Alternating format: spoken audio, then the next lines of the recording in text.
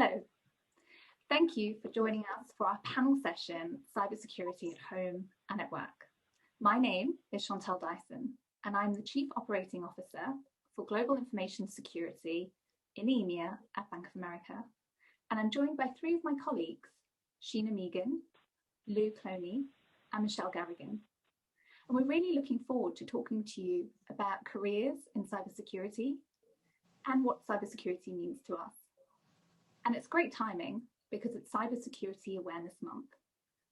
This is held every October, and it's a collaborative effort between government and industry, and it's led by the National Cybersecurity Alliance to raise awareness about cybersecurity and ensure everybody has the information they need to be cybersecure.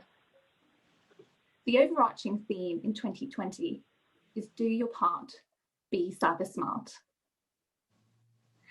And that's really about the power each individual and organization has to own their role in protecting their part of cyberspace. And this has a particular emphasis on the key theme around if you connect it, protect it. If everyone does their part, raising awareness, implementing stronger security practices, educating vulnerable audiences, and training up your employees, our interconnected world will be safer and more resilient for everyone. This October, we're asking you to think more broadly about the digital world that you operate in. Think critically about the communications you receive, that you send, the content that you share. Talk to your friends and family about cybersecurity behaviors and best practices. Share your knowledge and try and learn something new about being cybersecure. We really hope that this session will at least help you gain a few steps in greater cybersecurity awareness. Now, what I would love to do is start our panel discussion. So first up, I think we should get to know our panelists a little bit better. So I'd love for each of you to introduce yourselves and tell the audience a little bit about your pathway to cybersecurity. Sheena, can we start with you? Thanks, Chantal. Yes, so my role is leading the Business Information Security team in Bank of America in EMEA. So what that includes is being responsible for our security in terms of technology and business designs that are secure by design and both implemented and sustained in that way.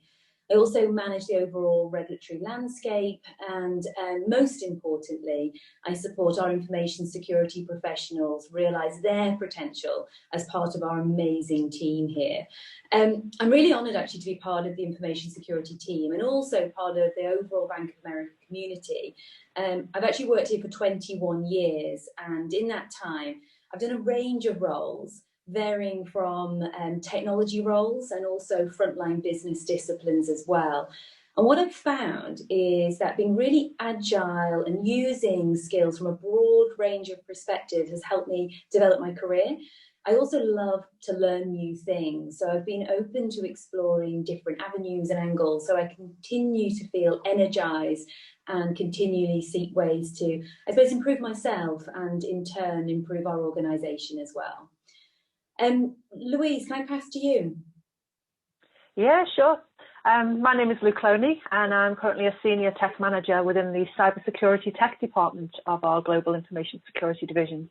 My career spans 28 years within information technology roles. My background prior to the bank was actually with software development and also technical support.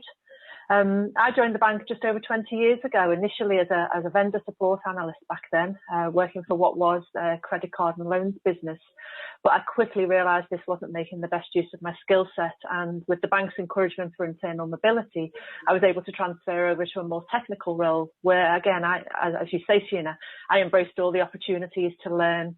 I continued to build I continued to build my technical knowledge and skill set in production support, but it also allowed me to develop leadership qualities, which later guided me towards the technical management pathway and afforded by further opportunity for me to build tech support teams, which, as it turns out, was instrumental in supporting my career move over to cybersecurity just over 3 years ago. I'm now building out a 24/7 follow-the-sun production operations team spanning our APAC, EMEA and AMES regions in order that we have a consistent and holistic operational support service. And I'll hand over to you, Michelle. Thanks, Lou. My name is Michelle Garrigan. I'm a Country Information Security Officer with Bank of America. And my role essentially is acting as an interface between our global information security team and the business leadership team in the country where I support. I'm based in Dublin, which is Bank of America's EU headquarters. And I regularly partner with the lines of business in Dublin, supporting them to help deliver securely the projects that they're currently working on. I also act as a champion across our 2 campuses here in Dublin for training and awareness and really building a strong security culture within the Dublin campus. I've always worked in financial services, but I haven't always worked in information security. And my entry into information security certainly wasn't a traditional one. I started out as an archaeologist. I graduated with a degree in archaeology and art history from university. And anybody that knows the weather in Ireland will understand why I quickly sought shelter in a bank. It's notoriously wet here and I just couldn't hack the rain any longer. So I found myself working in a bank, and I held a number of different roles within banking over the last number of years. So I started out in retail banking as a cashier, and I quickly moved on and progressed within that role to an advisory role within our wealth management function, finally finding myself leading teams within operations functions in our corporate banking division. So I had a wealth of experience in different roles and different functions within banking, but it was in the corporate markets area that I became exposed to this discipline called information security. And I realized that this actually was my true passion. And I decided at that stage of my career that I wanted to take a career change. And since I've moved careers into information security within financial services, I've changed roles, I've changed what I've been doing. I've managed third-party supplier information risk, and I've led information security programs for other domestic banks here in Ireland before finally joining the wonderful team here in Bank of America in global information security. Wow, well, based on your experience just on this panel and your current roles, it's very clear that cybersecurity teams require a wide variety of expertise. Now, I'd be really interested to know what surprised you the most about cyber roles when you first joined the industry? Sheena. Thanks, Chantal. So, well, we all know cybersecurity really is a very deeply technical discipline, and we need experts in the industry to continually enhance the preventative and detective control so we can continue to stay ahead of threat actors. But in terms of what surprised me is that we need people from a range of disciplines, as you've outlined very well, Chantal. And the reason for that is that ultimately cyber threats are not executed from machines alone. There's a human element. It's all about a human impacting and trying to trick another human, and that can be through social engineering, through very emotive phishing links. We need really highly curious people to solve really complex issues in this high-paced environment. What we need to ensure is that our business assets and the overall organisation is enabled to operate, but in a secure manner.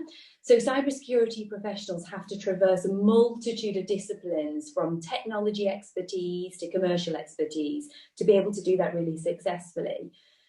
You need to have really strong communication skills, because we need to explain threats really clearly, but within an organizational context. And we have to explain that to clients and customers as well, to build a trusted advisor relationship, because I believe now more than ever, it's really important that you choose a bank or an organization that you trust will look after your personal data and your business. Also, cybersecurity experts have to be really in tune with risk and regulatory matters as well, so that they can navigate the complexities of regulation within the local organisations and contexts and jurisdictions that they're operating in. You've got to be able to collaborate. You've got to be able to collaborate across a multitude of teams as well, to bring people together to solve really complex and tricky challenges on a day-to-day basis, balancing the risk and the need to enable our businesses. So just from that alone, you can see that a range of disciplines are needed from people, and you can have a really rewarding career in cybersecurity coming from a variety of backgrounds. And actually, diversity of perspective is also what will make a security team really strong. So for me, the raw ingredients are having the ability to work really hard, be intellectually curious about what you're doing, and being open to continually learn every single day. I actually couldn't agree more, Sheena, with that point. One of the biggest surprises for me was in joining information security was actually the variety of non-technical roles available. That was one of the biggest concerns for me when I decided I wanted to change careers, was the fact that I worried that there wouldn't be a role for me within information security because I lacked that technical knowledge. But I couldn't have been more wrong. When I actually sat down and looked at the transferable skills that I was bringing to the table, I was a qualified project manager, I'd experience in leading large teams of people, and I'd also had excellent communication skills in terms of, you know, communicating to large groups of people, managing various stakeholders from third parties right up to executive management. And I realized when you coupled all of those other skills with the ability to be able to think laterally and solve problems, I realized that there was actually a wealth of roles available to me in information security. And in the meantime, I've actually gone back to college, I've studied, I've gotten my degree in computer science, which has, you know, formalized that technical knowledge that I was once lacking. Yeah, I'd probably agree with that as well. I think for myself, I'm actually from a technical background. You know, I've always been a techie. I've done development, I've done support, but even I was kind of in awe of this idea of cybersecurity, and it was like, you know, I'm not good enough. There's no way I can kind of break through into that environment. And I think there's a lot of preconceptions about the roles, as we've already discussed. I think you automatically think that, you know, they're highly technical leaders in really cutting edge technologies. And as we said, the truth is there is such a variety of roles out there. And it literally is roles that you would see in other areas of tech as well, you know, application support, data loss prevention, business continuity, risk management, architecture, engineering, audit. All those kinds of roles that you see in other areas, again, exist in cybersecurity technology, or cybersecurity in general. And I think, to Michelle's point, you do have to recognise what your transferable skills are to be able to kind of come across and make that transition into a cyber world, looking at your softer skills, your problem solving, your communication, and just having that common sense approach and ability to build good relationships. You know, those are the kinds of things you have to look at when you're looking at the cybersecurity roles, because, you know, it's a big mix of the type of diverse people and skills that we need. Yeah, absolutely. And I agree with everything you've said. I mean, I was a bit surprised when I met people with backgrounds as lawyers, HR professionals. I didn't feel too out of place as a chartered accountant myself. But now I really understand, to Sheena's point, Michelle's point, that you need that diversity of thought to have a successful team. So with this wealth of cybersecurity knowledge that you have all developed over your careers, how do you use that to help develop others, or to share that within the communities that you operate in? Sheena, maybe I'll ask you. Yeah, thanks, Chantel. So I think we've really covered why it's important, and I think I'd add as well that we've got to be able to think from a business perspective, a technology maybe developer perspective, and even a threat actor perspective as well. So that just highlights again just the importance to be able to stay ahead of risks. And what I think is important is that we also do micro steps in terms of introducing our children or the people around us day to day to the security concept, so that they can be aware of the industry and therefore then consider exploring opportunities within the cybersecurity field. In talking about our children, I think it's important that cybersecurity professionals as well offer to talk at schools, maybe schools they're connected with or people that they know, so that we can start to embed that thought in the children of today, so that they can be the cybersecurity professionals of tomorrow. So true.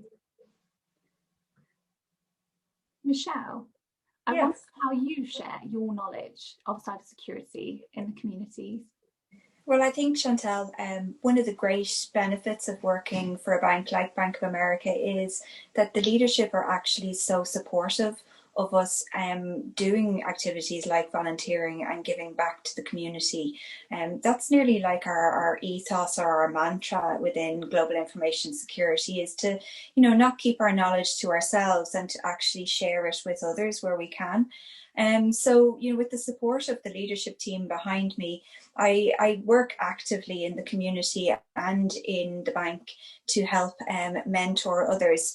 I'm delighted to actually be one of the mentors for the Financial Services Information Sharing and Analysis Centre. It's a bit of a mouthful, the name, but it's FS-ISAC in the industry.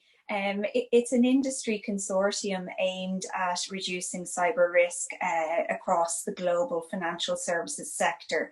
And they're running an excellent program where I have the opportunity to mentor some young females who want to potentially get into the industry and help them achieve their goals. I'm a huge advocate for more females in information security. I think there's only 10% of us in the population, so we need more women. And then at home in my spare time, I'm a mother of a 9-year-old girl. So protecting kids and keeping children safe online is something that's very close to my heart. So I also volunteer for a charity here in Ireland called CyberSafe Ireland. I'm a lead cyber ninja, which sounds a lot more exciting than it is. I don't get my black leotard on, but what I do is I lead the research team, which is a team of volunteers, people like myself who work in technology roles across the industry here in Ireland. And what we do in the background is we research YouTubers, applications, the games that kids are interacting with. And after doing that research, we flag with the educational trainers within the charity any kind of risks or concerns that they might want to raise with parents or with children when they're in schools. So I find mentoring young females and seeing them achieve their goals and protecting children online, I feel that they're both really rewarding things for me to do. Absolutely. And as a mother of 2 girls myself, I thank you for all the support you're giving to building awareness in communities. And I've just encourage everybody that's in the cybersecurity profession to do so, because that awareness is so needed. And I'm really proud as well, to Michelle's point, to be part of a bank where the leadership is really supportive and behind our volunteering and investment in communities, but also behind female development and career support. And I have to say, my own career personally has certainly developed through the formal and informal mentors that I've had in place. And it's really important to build and nurture those networks. Now, I'd be really interested to hear from all of you on your tips about finding and developing networks. Lou, do you have any tips for us? I do. I mean, from my part, I'd just like to take a couple of minutes, actually. The concept of developing my network was something that I actually grew awareness of, what I would say, quite late into my career. And in hindsight, it's absolutely something you have to nurture from the early stages. My early view was that if you're good at your job, you'll progress. You'll climb the chain. Well, it's true to a level, and I think you then start to see yourself plateau, and it's how do I get further? And it was actually about who you are and what you do. For example, not just your boss, but your boss's boss and the leaders and the partners of other departments. And that accounts for 60% of your career advancement, hence the importance of building your network. Your personal brand is basically how you promote yourself. It's that unique combination of skills, experience, personality that you want the world to see. Think about how you want to be perceived and what you want to be known for. And as I say, the subject of exposure speaks for itself, 60%. For me, make the first move. Speak with your manager, speak to your existing contacts, ask them to help with introductions to their wider circle and senior leaders, build your business acumen, reach out to key leaders in other divisions, and learn and look for opportunity and chances to evolve in other areas that you have an interest in. And I would say, again, your career path is generally a series of lateral moves rather than a single path. That's really good advice, Lou. I was also thinking about networking, and beyond that advice, I also think that we often think that networking is about perhaps meeting some total strangers in potentially a really awkward situation and having to make connections. And look, some people are really, really good at that. And I'm personally not, and I think many of us find that challenging. So the more authentic way that I have found has worked to build my network is actually more organically through the connections that you can make through your day-to-day role. And by looking at all of the stakeholders that you work with and then working out how you can perhaps contribute to some of their objectives, doing something that would be of mutual support, can build a really meaningful, authentic relationship. But then you've got to sustain that. And what I've found as well is that people actually quite like to be asked for their opinion or their advice. So to sustain the network that you've built, once you've got that relationship, reaching out to the person again and asking their view, their opinion is really, really useful. One item, again, we've talked a lot about diversity, and I think about my network as well in terms of whether I've got a diverse range of perspectives within that network, and ensuring that you do, so you can reach out to other individuals to get advice and actually think truly from that other person's perspective. It is really, really helpful as you grow and develop your network. Amazing tips and insight. Thank you both so much. And hopefully everybody can take something away from that. Now I have one last question, and it's in the spirit of Cybersecurity Awareness Month, of course. As cybersecurity professionals, what do you do to keep safe at home? Michelle, I'll start with you. I think, Chantal, if I was to give one tip for staying safe at home, I would ask people to remember that the internet is forever. So be really careful about what you share online across the different platforms, because what you put up on the internet can be seen potentially by everybody. So it's really important to restrict the information that you're sharing. Absolutely. Lou, what about you? I would say be very conscious of the Internet of Things. All those devices that you have in your house, they're all connected to your Wi-Fi, whether it's your iPad, your phone, your TV, your washing machine. Secure that Wi-Fi. Make sure you're using strong passwords. The amount of people who don't actually change their original Wi-Fi password from when it's installed, lock it down. Make sure it's safe. Absolutely. And Sheena? Oh, thanks. Good advice. I'm a mother of a teenage girl, so this is a really challenging one. But I actually have looked at this from the aspect of really open communication to our children and at home, so that they can operate safely online.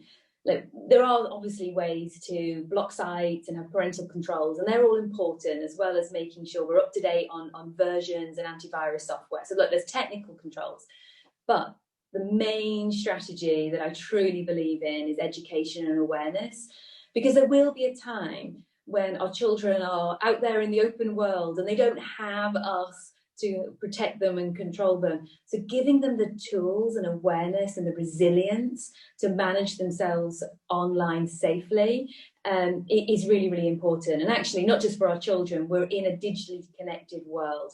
We all need to do that.